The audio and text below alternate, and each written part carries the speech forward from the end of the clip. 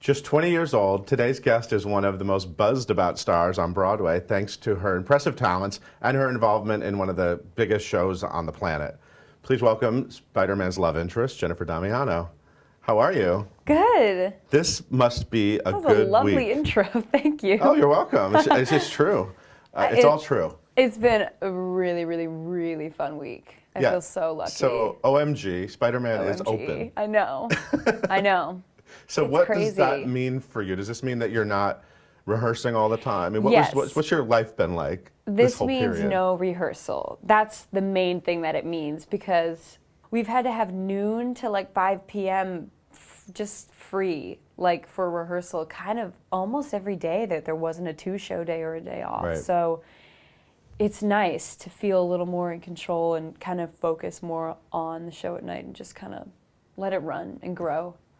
So what are you going to do with all this extra time now? I don't know. Yesterday was so weird for me. I was like, shouldn't I be called? It was like really weird. But I mean, it's going to be fun. I mean, I'm really excited to see like what happens just running the show. Because I know from experience that it kind of like after you open, it kind of takes like, you know, a couple months and you're just kind of in this groove where the show really takes on a life of its own. But you can't really do that when you're rehearsing all day because the focus is just shifted. Right. So I'm really excited to see what happens and to kind of just take my time in the morning, I guess. I'm assuming the cast partied on opening night. It must have been a big relief celebration. Yeah, it was really fun. It was crazy though. I wanted so badly to just like cherish every second of it, because you don't open a show like this, you know, every day. So I was kind of a little overwhelmed, but overall it was a very positive night. Now, I can't imagine what it's been like to go through this whole experience, because I really think this show has sort of brought out the nasty side of the industry and the sort of wanting something to fail. There's a lot of nastiness and negativity. Has that sort of ruined your impression at all? Or I mean, how are you feeling about all that? I have never been involved with something with this much press. It's probably, most of us can probably say that. Right. But it's hard, because I'm just trying to do my show 8 times a week and do it well. But it at one point seemed like this whole production was about everything but, because of that outside energy. And I mean, you know, I've been really lucky with Spring Awakening and Next to Normal, because there was nothing but good stuff. Nothing but good. And I was like, the audience loves us, like we're having a great time, the show's running, but this has just been the polar opposite of that. And I mean, I think everyone likes to think that we've all been having like a really horrible time. And it doesn't seem to be the case at all. Yeah, it's been like so fun. I mean, the people I've met, it's been out of control. And overall, it's been like a roller coaster of a year. So, like the theater has been filled with very, very negative energy at times, you know, especially when Chris fell and stuff. It was just, there seemed to be like just a dark cloud over us. But we kind of like, it's the most incredible family I could, you know, ever really ask for this particular show. And I think we were all there for a reason, because we kind of combined spirits. And just when we learned that we were going to revamp, you know, we just had to head first just go at turning the negative energy completely into positive energy. And I don't care what anyone says about the show anymore, because I'm like, we really worked hard, and I feel like we turned it around, and I feel like people are enjoying themselves. And, you know, I mean, if anyone has any, it's just, I'm just so not interested in negative things about Spider-Man anymore. It's just like, what, it's just not fun or cool or like interesting to be negative about the show, because it's like, it's so fun. Like, it's just like, just let yourself have a good time, and you know, like we've all kind of had to do. Well, I have to tell you, I was at the first preview. The first preview. The very first preview. What a night. And I have to say, it was totally a mishmash. I mean, obviously Spider-Man was dangling over the audience. There's a lot going on. Yeah, there was a lot of things that did not go right. You guys had not done a full run-through. No. Of the entire show kind of at like, that point. I mean, the same thing happened where afterwards we were just kind of like, hey, we did it. And that was like, we're glad it didn't take a day. But even though I was not seeing a finished show, I've always been rooting for the show because the creativity was so apparent, and it's a completely different form. Yeah. And I kind of think that people who laughed at the idea of Spider-Man being a musical still shouldn't go see it. They should wait for Follies. Yeah. And I think that people who thought it was an awesome idea should go because it's an awesome show. It is. Like, it's so simple. I feel like everyone wanted to complicate it so much. And I mean, we are doing something completely different. Like, this has never been done on a stage, you know, something like this on a Broadway stage ever. And something weird had happened for a while where I kind of felt like we weren't part of the Broadway community, like we were something separate. Yeah. And I was like, well, hold on. I mean, we're still doing 8 shows a week. We're still, like, you know, putting on a show to make money and, you know, make people happy. You're right that the cast has always been positive. I mean, I've actually been really impressed that I've never really heard much drama about the actual people working backstage. And I credited a lot of that to Julie Taymor originally. So was it hard when she wasn't a part of the process anymore? It was really strange for all of us. We didn't know what was going on, but I mean, there was no choice, but you know, we all had to just be there and give it our best. And at the time, it was really strange because, you know, Julie's presence was so huge in that theater. And I mean, she's just so cool and different. And like, what I loved about when I first signed on to the project was that she was changing it. It was like Spider-Man, turn off the dark. There was something else going on. And I don't think, you know, I don't feel like I would have been cast without her because she wanted this like different sort of edgier spin on MJ. And, you know, that's because of her. And there was a, you know, Phil kept having talks with us when we first started 2.0 saying we are making the impossible possible. And at that time, it really did feel impossible. Like, we were like, how are we going to do this? But like, we just had to know that somehow we were going to. And it's kind of incredible to feel like we did. And that's really what matters to me the most, like what we've been through as, even I think Broadway.com, my mom showed me recently, did like a Spider-Man's Journey to Broadway thing. And I was like, and my mom was like, look at this. And I was like, this is so cool because like, look at all this stuff we've been through. I mean, it's been a year, we've changed so much as people, as performers. Like, I can't wait to see actually when I start my next job, like what it's really done for me, because you can't really tell, I mean, until you start working again, and I'm like, man, like look how much stronger I've become, we've all become. I mean, just getting on stage to perform in general is like really hard. It's so hard. And I'm young, so I'm kind of, you know, I'm like going through my growing pains, like on stage, like during Spider-Man Turn Off the Dark. I mean, it just doesn't get any like stranger. Well, you've always seemed very mature for your age. During Next to Normal, you always seemed like it was always shocking to hear how old you were. I mean, you're very mature, but now you must be like a 40-year-old inside. I am 40 years old. It's just, I've been so lucky, like the people that I've been involved with, especially the older people that I've got to have around me to like show me the ropes. It's just, I can't help but like smile when I think about, you know, like Bobby and Alice, and now I have, you know, Isabel Keating and Ken Marks and Jeb Brown. Like, these are like incredible, like veterans to be around. They are like just amazing. And I mean, that's really what it's all about. That's what you truly take away from it all is, you know, the reviews and all that stuff is just like, it just kind of, it doesn't mean as much as the intense, like, really intense, like, incredible thing that happens there every night when we all kind of are like, here we go. For every show is a whole huge, big adventure. And the joy that you're giving audiences who are loving the show. Yeah, that's what I'm saying is I see little 9-year-olds who are just like, and I'm like, that's what it is. That's what the whole show is. And if everyone can just let their jaws drop like that, and even Peter and MJ, like remembering what it's like to fall in love, it's kind of like, you have to let yourself take from it what it can give you.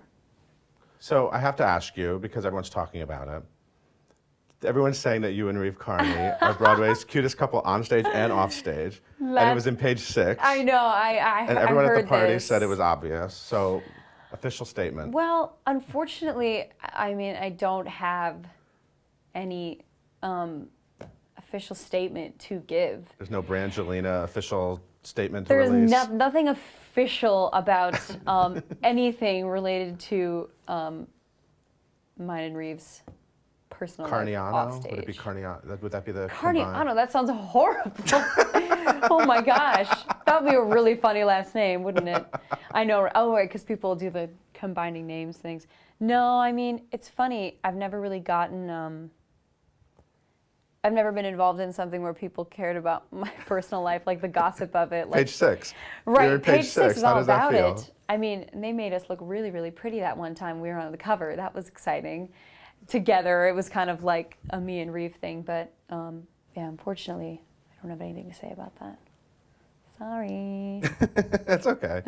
Well, I like both of you, and you're both adorable. So thank you. Whatever I mean, happens, happens. as professionals, Yeah. as performers, I really love working with him. But he has a very cool sort of, for the fact that hasn't really done it before, he has a cool sort of unaffected purity to his acting, which kind of makes my job a lot easier because the chemistry between Peter and MJ just kind of has to be really easy and organic because that's just who they are. Their love just kind of exists. It's funny because you just turned 20, right? Yes. Last month. Yeah. Happy birthday. I was trying to keep it under wraps, but of course it was the first preview, and they announced before the show, like, it is Jen's birthday, and I was like, oh my gosh. But yes, I just turned 20. It was It's a funny good luck because charm. the last person that was sitting in that chair was Lea Salonga, who won her Tony Award 20 years ago. Oh, wow. So I guess you You were know. a baby in diapers while Lea Salonga won her Miss Saigon Tony Award. Everyone loves playing this game with me at the theater. They're like, let's see, when I was this age, you were doing this, like in preschool. I'm like, it's true. That was happening. But now we were both in the show. So funny. And you grew up in Westchester. Yeah. What brought this out in you? How did this happen? It happened young. When did you first start? When I was about 9, I started just kind of singing around the house, and I think my parents heard and stuff, and there was like one afternoon where I was like in my uncle's basement, like singing Annie. It just like kind of happened. I don't even know how this happened. I was like singing Tomorrow or something. And my parents were like, oh wow, I guess we should like get her into some voice lessons. And so I started studying that and just kind of singing with choirs and stuff, which kind of led to a little bit of a musical theater thing. And around the time I was like 10, I got an agent. I started doing a little more professional work, like commercials and voiceovers, specifically English as a second language videotapes. I wonder where they are because I would love to know What were those happened. like? They were really fun because there was singing on them too sometimes. Wait, in other words, they were tapes to teach people. to teach people how to speak English. Yeah, So I don't understand what kind of things did you have to do on there? you had to just like say like words over and over again, or just perform little scenes, and it was kind of a cool little like thing to be able to do. Like after school, my dad would drive me down to Chelsea, and I'd do it and like go back home. It was kind of nice. But Think of all the people you might have helped. I know, learn as I'm saying, English. I don't know where these videos are. I should know though. You also played some other characters. You played Samantha, and is it Josephina or Josefina? I say Josephina, Josephina. but I Now, mean, I'm these are- pretty sure it's these Josefina. I was are going to bring out the American Girl review. American Girl dolls, right? And That was really so fun. you were part of the live. There's like a live show Yeah. at the American Girl place. Yes. Is there still a live show there? I don't think so. Right. So what was It was really this? fun. They put together 4 casts of girls to kind of just perform this story that was the American Girl dolls played by contemporary young girls who went back in time and told stories about, you know, like having good morals and stuff. Like Josefina, I remember told a story. I guess it is Josefina. This is what came out. It told her story was like, because that's what I was originally cast as, the young Spanish girl. Yeah, she's obviously. Mexican. Yeah, she is. Yeah. So strange. Yeah. Like that they cast me, but like for instance, the girl who played Molly, Becky, it was like more of a belting role. Okay. And that's the one I wanted because I had Molly, and I was like, oh, Safina, what is this? Like, I wanted to be Molly so badly. But Because you had the Molly doll. yeah, the Molly doll. Oh, I remember I was so upset. And Molly got to do a tap number and everything. And then when they also let me take on another doll, it was Samantha. I was like, still no Molly for me. The generous and loyal orphan Yes. No. Oh, yes. at the turn of the century. I did my research. Wow. And I don't even know. But we told stories of like Josefina, I remember, broke a jar and had to tell her grandma about it. And it was about like how you shouldn't lie. Wow. And so like I'm really glad I got to. And because little girls would hold their dolls in the audience and watch and just, think of all the learn people you about helped. being good. Think I of know. all the people you helped. That's what I'm saying. They would just learn about being good people because of me. All those little girls, you That taught was them fun, not to though. lie. That's pretty powerful. And you taught. And we got to be in that store every day. Have you ever been there? That store is No, awesome. it's not really my scene. It is nice. Are there a lot of It is bossy like a moms? doll, it's a bunch of moms and young daughters, but it's a nice store. We're almost on Broadway. We're like Fifth Avenue, right? So close. We were So 49th and 5th. I had to make my way a few more avenues. So you got into Spring Awakening, and I remember you were one of the girls on the bleachers. You were you were one of the understudy. I was. One of the extra girls. I Yes. don't know what they were called. Who just stood up and sang and Were you on the side that looked at Jonathan Groff's butt, or were you on the other side? I was on the other Stage side. left. Oh, you were on stage right. Yeah, I wasn't on the butt side. Oh well. How did you get that? What was your audition for Spring Awakening? I was 15 and my friend, I actually went to see the show off Broadway with my friend who was like, come see the show with me. And I was like, whoa, the show's awesome. I have to be in it. No, that's not what I was thinking, but once my friend was like, hey, remember that show we saw? I read in the backstage they're hiring swings for the Broadway version. I was like, oh, weird. I should tell my agent about that because they seemed like young kids who were rock and roll and it seemed really cool. And I was like, that would be incredible. So I got the audition and I went in, and a couple callbacks later I got the job and I didn't know what to expect, what was going to happen. I mean, it was just kind of crazy, because I mean, your first show is always what is going on, especially when you're that young, and it's I wasn't living in the city, I was still going to school, and it was out of control, but it was just so fun. I mean, come on, that show is so fun to perform, as a kid. I mean, and I got to go on a good share of times, and the people I got to meet, and this really amazing in that it gave me, and I was really glad that I got to do my understudy duty, as I call it, because I think everyone should do that at one point in their life. It's actually a really, really cool experience. I'm really glad I got to kind of start that way, because if I started being on stage, it might have been a little different and harder. So I got to kind of be just as much on the scene as I wasn't, and so fun. And you got So cast lucky. in Next Normal while you were in Spring Awakening, right? Yeah, I'd been doing it for about a year, and then I got cast in the off-Broadway version. You've never not had a job. Next to Normal. It just hit me. I know. Well, actually, after we did the off-Broadway run of Next to Right, Normal, and I we left didn't- Spring Awakening, and then we had a good chunk before DC where I was like, what's happening? But then again, I had a great summer. I had a totally normal summer that I loved. I had so much fun with my friends. But, yeah, I didn't... When I think about it, I'm like, it's been nonstop, and I've been so lucky. And I mean, that production, I mean, the amount of It's one of my favorite shows. growth, and it's just, I miss it so much. But I read you said that you had millions of breakdowns and panic attacks backstage. There was a lot going on. Yeah? I mean, the parts of myself that I had to access was just, I don't know, it was just crazy. I think it's because growing through these roles, it's just this trip, and it's kind of, I hang out with my friends that I used to hang out with, and I feel this weird separation between us, because I'm like, I became so weird. I feel like I can't communicate about the same stuff. And I've come back to myself a little bit more, but at the time during Next to Normal, I was just there were 6 people in the cast. It wasn't like Spring Awakening where there was a lot of kids around. It was just this family, and we were telling this really dark story. And so I just I didn't really realize the intensity of what I was doing on stage until after we opened up Broadway, a couple months went by, and I was like, man, I just kind of came right in and just got all these incredible jobs. It was just I was so blessed. I remember we were actually backstage at Next Normal doing a video shoot when you you got your Spider-Man script and CD. Oh my for the gosh, first time. that's right. Everyone was like, don't tell any. It was so secretive. Top secret. Oh my Who's gosh. MJ? Who's MJ? When you first cracked it open, what was your gut reaction to this show? Did you just think, how are they going to do this, or? I was just so excited. Yeah. I was like, I got to do another show. I was like, and it was big and huge. It was what everyone was talking about, and I have to say that I'd seen posters every now and then. I didn't really know what was to come for this production. Yeah. I was just kind of, I remember getting a few demos, and I was like, this is so awesome. I loved the music. I was like, I cannot wait. And the script was so out of control cool, and my gut reaction was like, was so excited. And it's been a great thing for you. Yeah. Despite all the drama.